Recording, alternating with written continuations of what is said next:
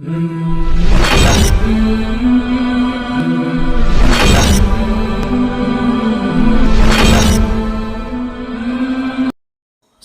அலைக்கும் வரஹ்மத்துல்லாஹி வபரகாத்துஹு.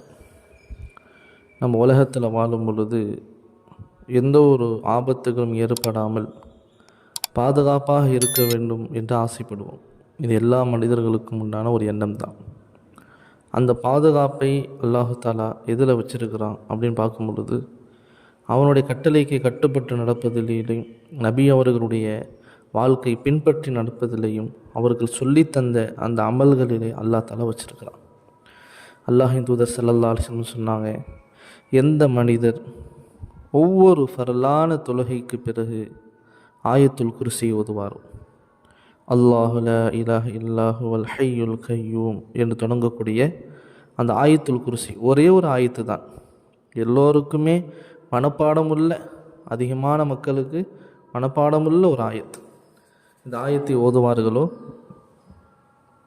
அல்லாஹ் அவர்களை பெரும் ஆபத்திலிருந்து அடுத்த வக்த், உதாரணமாக ஃபஜ்ரில் ஓதுகிறோம் என்றால் ஃபஜ்ரிலிருந்து லுஹர் வரைக்குள், லுஹரில் ஓதுறோம்னு சொன்னால் லுஹர்லேருந்து அசருக்குள், இப்படியாக ஒவ்வொரு வக்துக்கு பிறகும் நாம் ஓத ஓத வேண்டுதலாக அடுத்த வக்து வரையிலும் அல்லாஹ் அவர்களை பாதுகாப்பான். இன்னொரு ஹதீஸிலே வருகிறது, அவர் சொர்க்கம் செல்ல மௌத்து ஒன்றுதான் தடையாக இருக்கிறது. இதோடைய அர்த்தம் என்ன? அவர் மரணித்து விட்டால் டைரெக்டாக சொர்க்கம் செல்வார். அவ்வளோ பெரிய சிறப்பு வாய்ந்த ஒரு அமல் ஆயத்துல் குர்சி.